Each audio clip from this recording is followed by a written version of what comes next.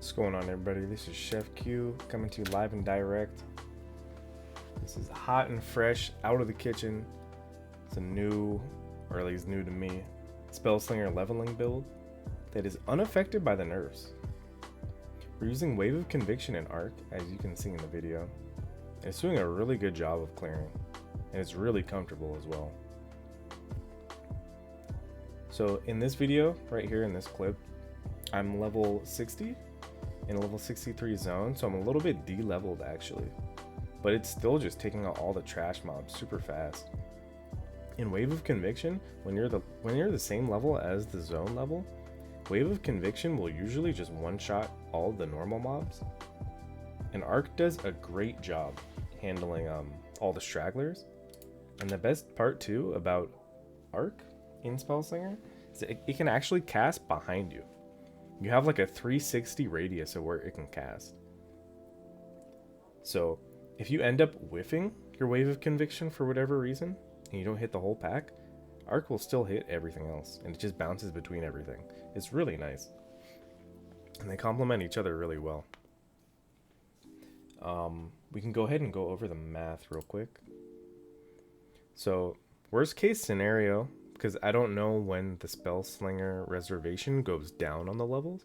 We only know that level 1 Spellslinger is 30% reservation, and we know that level 20 Spellslinger is 25% reservation.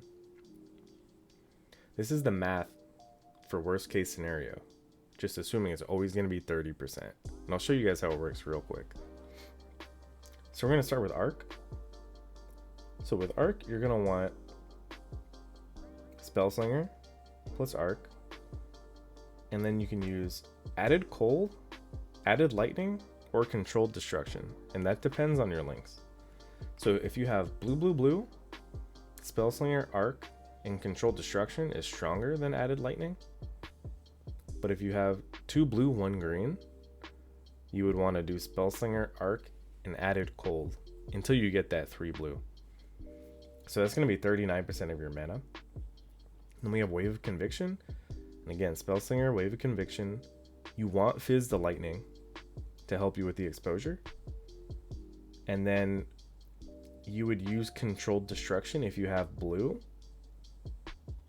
And if you have the worst luck of all time while leveling, and you can only get 3 blue, 1 green, and you've used all your chromatics trying to get 4 blue, then you'd use added cold damage. That's like the best support that you can do on a 4-link. But that's 43% of your mana reserved. Actually adds up to 42.9, but the way that PoE engine works is that it's going to round that up to 43. And so 39 plus 43 is 82% of your mana reserved. And that's actually going to leave you with enough mana to cast Flame Dash with Arcane Surge, Smoke Mine, Frenzy, and Lightning Spire Trap, which is more than enough to get the yellow maps. And so on your other links, you're going to have Frenzy with Curse on Hit and Conductivity. That's a 2 blue, 1 green. You're going to have Flame Dash with Arcane Surge. That's 2 blue. You're going to have Smoke Mine. You just need 1 green socket for that. And then you're going to need 1 more 4-link for Lightning Spire Trap. And you're going to want 3 blue, 1 green. But if you can't get another 4-link, a 3-link also works. You're fine with a 3 blue. You just drop the trap and mine damage. And so you can swap to this Spellslinger setup. Right after you kill Piety for the first time in Act 3, you'll have access to the Spellslinger support. And before you do that, you want to make sure that you use the wand recipe sometime during Act 2. I believe it's going to be near the end of Act 2, because you're going to want to be level 20 to equip that. And if you don't know what the wand recipe is, it's a very simple recipe. You take a rare topaz ring, a magic wand, and 1 orb of alteration, and you trade that to a vendor. And they're going to give you a wand with flat damage to spells. And that damage type depends on the base type of ring that you trade to the vendor in the recipe. So we use topaz because that's lightning resistance. And the same works for cold or fire if you were to use those spells, but we're only concerned about lightning. And one of the big reasons that Wave of Conviction and Arc complement each other really well is because Wave of Conviction actually applies exposure to enemies that you hit with the highest elemental damage type, which means that baseline, every mob that you hit with Wave of Conviction is going to have minus 25% lightning res. And on top of that, we have Curse on Hit Conductivity with Frenzy. And you mostly use this for rares and of course uniques and bosses. And it maths out to like on average minus 45% lightning res against uniques, since they have the 33% curse reduction. And this lightning spire trap is really going to help you with your single target damage. And can go to this boss example right here. So I open up with the 3 lightning spire traps right before Nessa is about to break her cycle. And then I also smoke mine because that blinds the boss. And since I'm playing on a very like squishy tree in this video, I want all the damage mitigation that I can get. And that blind is actually going to reduce the hit chance by 50%, which is really nice. And so anytime you see these traps off cooldown, you're going to want to throw them. And then either you kite counterclockwise or clockwise, and then you're just going to stick to it. And so I don't know if you noticed, but during this second part, one of my traps came up, but I knew that I was going to do enough damage just by spell slinging without that trap. And so I wanted to save that cooldown for the next phase.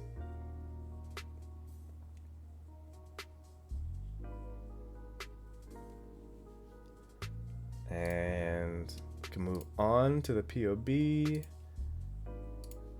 I included steps for each tree. So this is the first tree.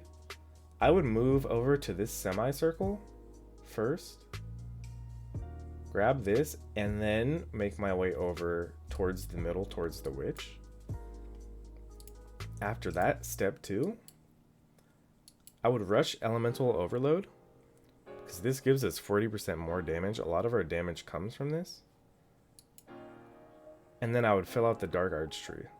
This is going to help you really zoom through the game with the increased cooldown recovery rate of movement skills, and then also movement speed. You're going to be smoke mining and flame dashing a lot, and it's going to add up over time. And I believe this is like halfway through Act 4. It's usually when I do my normal lab and I pick up opportunistic. And I'll just tell you my lab order right now. So I do opportunistic, Mistwalker, unstable infusion, and then my uber lab is deadly infusion. So I'll go ahead and show you step 3. So step 3, I path over here to get some more life. I pick up this life over here. I pick up this life. And then most importantly, no witnesses. This is going to make you zoom like crazy, because Elusive gives you 30% increased movement speed. You have Onslaught, you have a Quicksilver, and then if you have Opportunistic, you're zooming. And not only does this give you 30% increased movement speed, but each of these nodes give you increased Elusive effect. So it's more than 30. And then if you're also going Assassin, you're getting more Elusive effect, plus attack speed, and reduced damage taken while elusive. And so from here, depending on what type of build you're going for, I put 2 trees. And so we have the phase acro tree. Come down here, pick up phase acro, and then you pick up herbalism. And then I flesh out the Templar area a little bit. And this should take you to about, it's a little bit over level 68, which is the level of maps, but you kind of get the idea. And then I will show you the tree that takes you close to the Scion life wheel.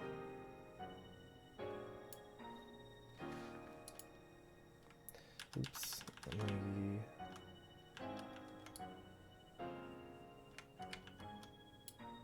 Okay. So this is the tree that takes you close to the Scion life wheel. And you're gonna come over here, take a little bit more life over here. It's gonna take you right here, and you're level 71. Again, a couple levels over maps, but you get like the general idea. It's gonna take you over here. And the one thing I was doing is I was testing to see if I respect all the leveling nodes per se, how many points would I save? And so here you can see me taking jewel sockets because I don't take those when I level up. So you have 1, 2, 3, 4 jewel sockets. Required level 69. And then you have this whole Scion life wheel over here that you can take. And if you want to be even more meticulous, and you have the Orb of Regrets, you can actually come out here on the top and then take these points out. And so this is level 72 with 201% increased life. The whole Scion wheel. You have 4 jewel sockets.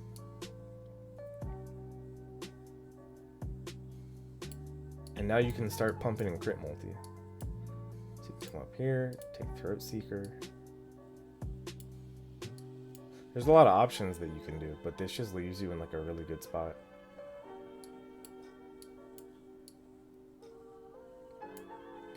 But this is pretty much just the way that I'm going to level up. It's really comfy. Like I said, you can take this to about yellow maps and then respec into whatever build that you want to play. But the best part about this is that you're not really reliant on a 5-link, you're not reliant on a tabula. If you want to farm blood aqueducts until you get a tabula card, or you're playing SSF and you want to do that, you can do that. If you just want to get into maps, do chaos recipe, you want to juice your way into maps like 3 hours and 30 minutes to 6 hours, like you can definitely do that with this build. This build is like very, very, very brain dead as far as everything that's going on. And between conductivity, exposure from Wave of Conviction, and your frenzy charges, you have like a lot of damage output per se. And yeah, that's essentially it. So I'll drop the POB in the comments or in the description. If you have any questions, comments, or concerns, let me know in the YouTube comments. But otherwise, I will be live streaming pretty much all weekend on my Twitch channel, twitch.tv/chefq. And yeah, you guys can see me level up with this build and then see what I respec into later. Thanks for watching. Take it easy.